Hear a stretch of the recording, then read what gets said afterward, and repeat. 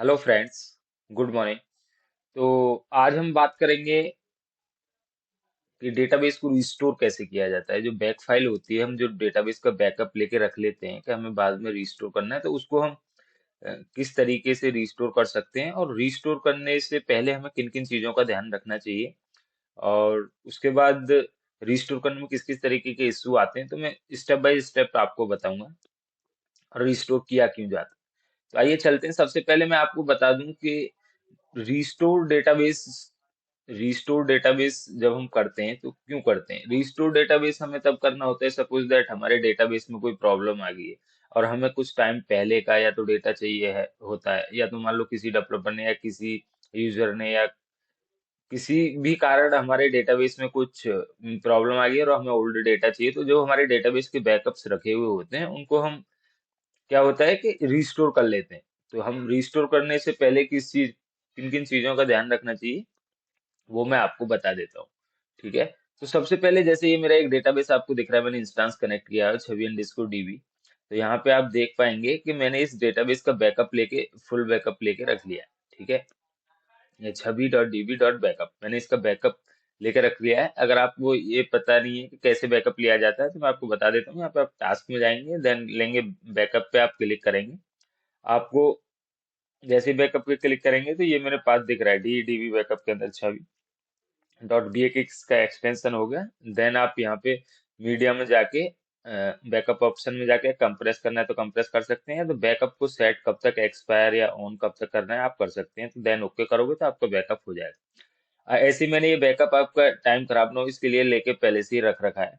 तो सबसे पहले मैं आपको बता दूं कि बैकअप जब हम रिस्टोर करते हैं तो उस टाइम किन किन चीजों का ध्यान रखना है। बहुत से लोग होते हैं जो उन सब चीजों का ध्यान नहीं रखते हैं, जिसके कारण क्या है कुछ एरर उनको फेस करने होते हैं। सबसे पहले तो अगर ये सपोज दैट मेरा वर्जन इसमें पड़ा हुआ है 1622, यहाँ पे सपोज दैट मेरे इस सिक्वल का इंस्टॉल होता मेरे में 2000 मान लो 12 होता। ठीक है। और मेरे को कहीं पे 2008 में उसको रिस्टोर करना है। ठीक है। एग्जाम्पल वहां का छोड़िए, आप यहीं से मैं ले लेता हूँ। अभी मैंने ये जो मेरा एसक्यूएल सर्वर का वर्जन है, ये देखो आपको मैं दिखा देता हूँ। 2022 है। ठीक है। ये SQL सर्वर का वर्जन है मेरा 2022। ये आप देख पा रहे हैं SQL सर्वर 2022। अब क्या है कि अगर मेरे कहीं इंस्टांस पे मेरे कहीं पे SQL सर्वर क्या पड़ा हुआ है, 19 पड़ा हुआ है या तो 17 पड़ा हुआ है। ठीक है। अगर मैं इस बैकअप को वहां पे रिस्टोर करूंगा तो ये वर्जन का इशू दे देगा, क्योंकि आप लोअर वर्जन के बैकअप को हाई में कर सकते हैं। सपोज दैट आपने 17 या तो 18, सॉरी 17 या तो 19 या तो 22 या 12 14 किसी भी वर्जन का बैकअप आप लेटेस्ट ऊपर वाले वर्जन में कर सकते हैं। सपोज दैट आपको 2012 का बैकअप ले रखा है, 14 में कर सकते हैं, 16 में, 17 में, 19। बट अगर आपने 2022 में, जैसे अभी मैंने ये बैकअप लिया है फुल बैकअप, इसको अगर आप किसी बैकएंड वर्जन में रिस्टोर करना चाहेंगे तो नहीं हो पाएगा। तो इस चीज का ध्यान रखें। तो अब हमें अगर मान लो कहीं से हमको बैक फाइल आई है, कहीं किसी क्लाइंट साइड से या तो कहीं से भी हमको कोई बैक फाइल मिली, तो हम उसको कैसे चेक करेंगे कि ये किस वर्जन में क्या है। तो इसको चेक करने के लिए एक कमांड होती है, मैं आपको बता देता हूँ। जैसे मेरे बैकअप का पाथ हुआ ये देखो, जैसे रिस्टोर हेडर ओनली। ठीक है। इस रिस्टोर हेडर ओनली को चलाने से पहले आपको अपने बैकअप फाइल को ये चेक करना चाहिए कि यार जो मेरी ये बैक फाइल है क्या ये वैलिड है या नहीं है। ठीक है। तो मैं आपको ये अलग एक उसमें दिखा देता हूँ टैब में। यहाँ से कट कर लिया, मैं न्यू क्वेरी चलाता हूँ। सॉरी, न्यू क्वेरी मैंने चलाया। ये क्या है, मेरी ये कमांड है restore verify only from disk. ये फ्रॉम डिस्क कहाँ से, ये मेरा क्या है पाथ है जहाँ पे मेरी बैक फाइल रखी हुई है। ये मेरा पाथ हो गया डी में, डीबी बैकअप के अंदर छवि अंडर इसको डीबी डॉट बैक उसका नाम। मैं आपको दिखा देता हूँ। ये फाइल है मेरी, ये रखी हुई है डी ड्राइव के अंदर, डीबी बैकअप छवि डीबी डॉट बैकअप करके ये नाम से है। ठीक है। तो अभी क्या है कि ये मेरे को चेक करनी है कि क्या ये बैकअप फाइल वैलिड है या नहीं। कहीं से भी मेरे पास आई है कोई बैक फाइल, इसका एग्जांपल ले लेते हैं, ये तो हमारे पास है। तो मैं इस कमांड को जैसे ही एग्जीक्यूट करूंगा तो आपको यहाँ पे एक पॉपअप दिखाई देगा, the backup set of file one is valid. तो इट्स कॉल्ड कि ये जो मेरी बैकअप फाइल है वैलिड है, मैं इसको रिस्टोर कर सकता हूँ। अब देखते हैं कि ये बैकअप फाइल तो वैलिड है। अब मेरे को ये किस वर्जन से आई हुई है, किस वर्जन से बैकअप लिया गया है, किस सर्वर से आया हुआ है, किस तरीके की चीज है, कौन सा बैकअप है ये। अब वेरीफाई कर सकते हैं फुल है डिफरेंशियल है क्या है, किस तरीके की चीजें और किस वर्जन से आया। तो इस सब चीजों को ध्यान में रखते हुए वही मैंने अपनी बैकअप फाइल का पाथ दिया, ठीक है। और ये कमांड होती है restore header only from disk, ठीक है। तो जैसे ही आप इस कमांड को आप चलाएंगे एग्जीक्यूट करेंगे, तो यहाँ पे ये बताएगा कि आपने ये बैकअप जो आया ये कहाँ से आया।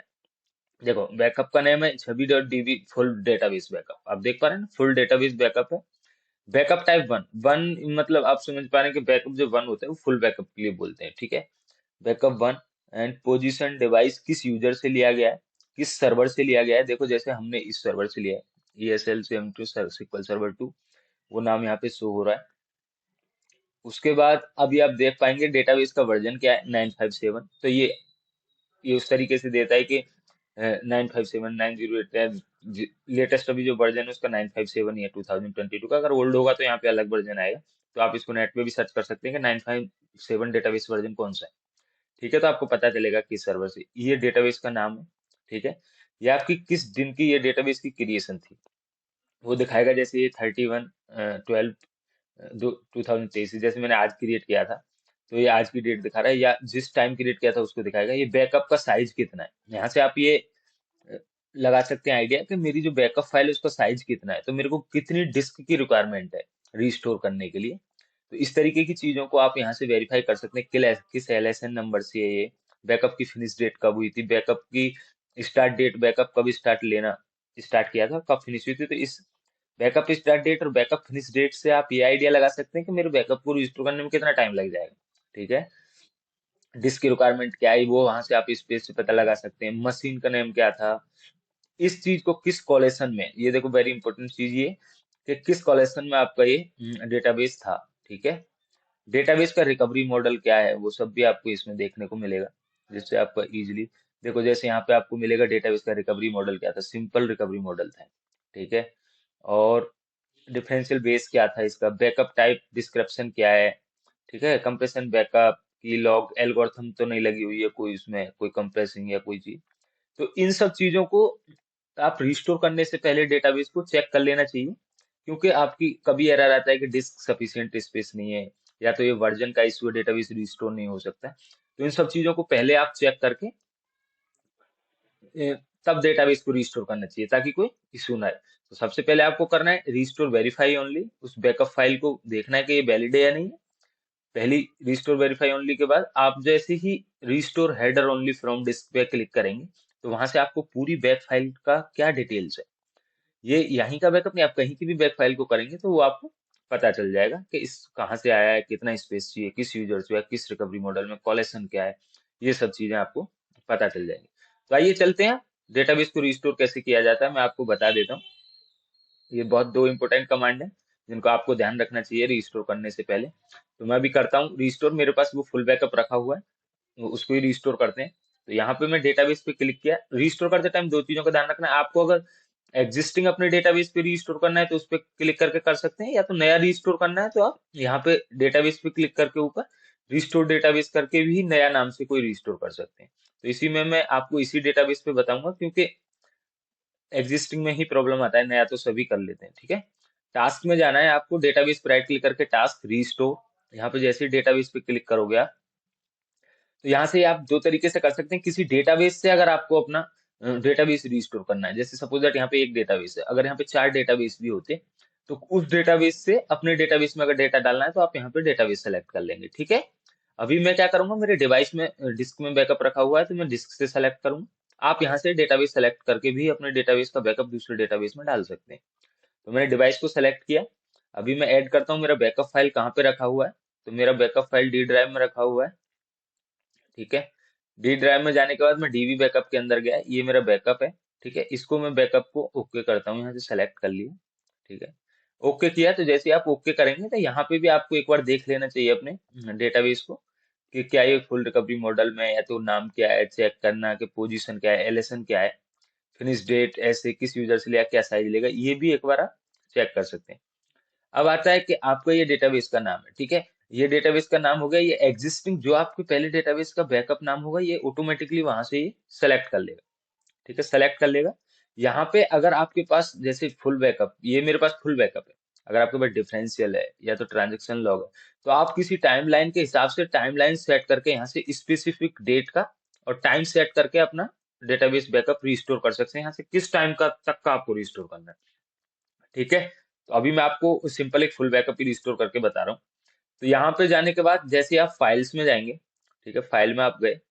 फाइल में जाने के बाद यहाँ पे आपको इसका बहुत ध्यान रखना है कि ये रिस्टोर आपका कहाँ पे हो रहा है डेटाबेस में। बड़ा करके दिखा देता हूँ, ये बहुत इंपॉर्टेंट है।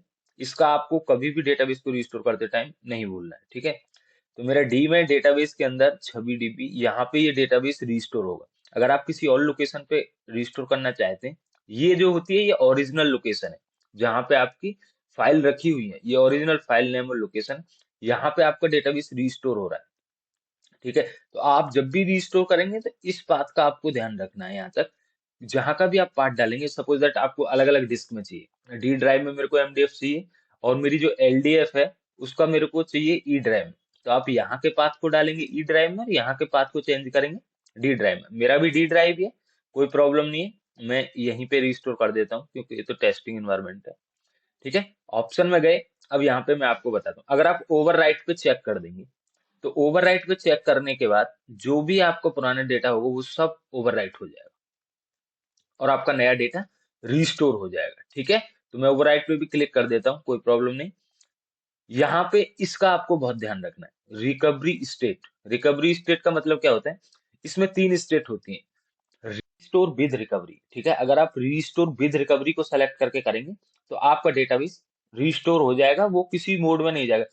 इसका मतलब हुआ कि आप इसके ऊपर अगर कोई डिफरेंशियल बैकअप या ट्रांजैक्शन लॉग बैकअप रिस्टोर करना चाहेंगे तो नहीं हो पाएगा। क्यों? क्योंकि आपका डेटाबेस रिकवर हो चुका है। अगर आपको इस फुल बैकअप के बाद सपोज दैट कोई डिफरेंशियल बैकअप भी करना है या ट्रांजैक्शन लॉग बैकअप भी करना है, तो उसके लिए आपको क्या करना पड़ेगा, restore with no recovery. Restore with no recovery करेंगे तो वो डेटाबेस क्या है, रिकवर नहीं होगा, with no recovery restoring mode में आ जाएगा। रिस्टोरिंग मोड में आने के बाद जब आप अपना लास्ट बैकअप जो भी आपको रिस्टोर करना है उसको आपको करना है रिस्टोर विद रिकवरी, ताकि आपका डेटाबेस रिकवर हो जाए, ठीक है। इजीली समझ में आया होगा, ये 3 स्टेट होती है। रिस्टोर विद रिकवरी कर देंगे, आपका डेटाबेस यूज में हो जाएगा, काम करने के लिए रेडी हो जाएगा। इसको करेंगे तो वो रिस्टोरिंग मोड में दिखाएगा। इसके बाद आप कोई भी अपना, जैसे फुल बैकअप मैंने अभी रिस्टोर किया तो उसके बाद आप डिफरेंशियल भी कर सकते हैं, ट्रांजेक्शन लॉग भी रिस्टोर कर सकते हैं। जो भी आप लास्ट बैकअप रिस्टोर करेंगे उसके लिए आपको ध्यान रखना है रिस्टोर विद रिकवरी करना है, ठीक है।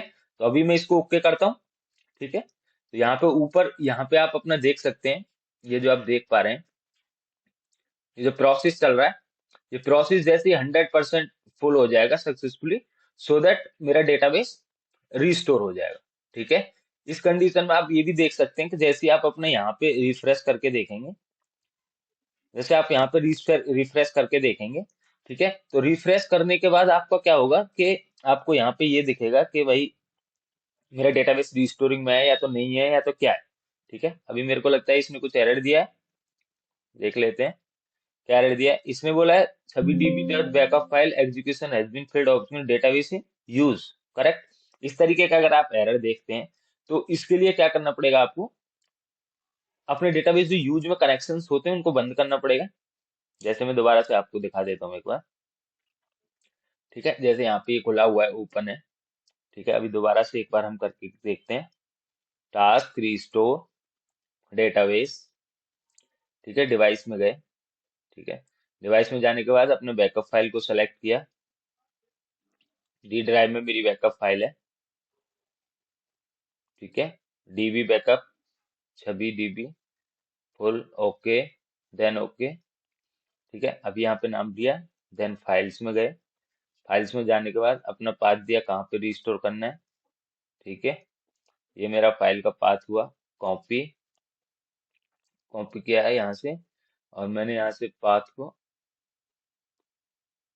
ये आप देख रहे हैं यहाँ पे मैंने क्या किया, इस पाथ को पेस्ट कर दिया, यहाँ पे भी इस लॉग फाइल के पाथ को पेस्ट कर दिया, ठीक है। इस चीज का आपको बहुत ध्यान रखना है, ये चीज आपको इस पाथ पे ही वो रिस्टोर हो जाएगा डेटाबेस, और गड़बड़ भी हो सकती है इस चीज में, तो आपको इस चीज का ध्यान रखना है, ठीक है। ओवरराइट, सो देन ओके, ठीक है।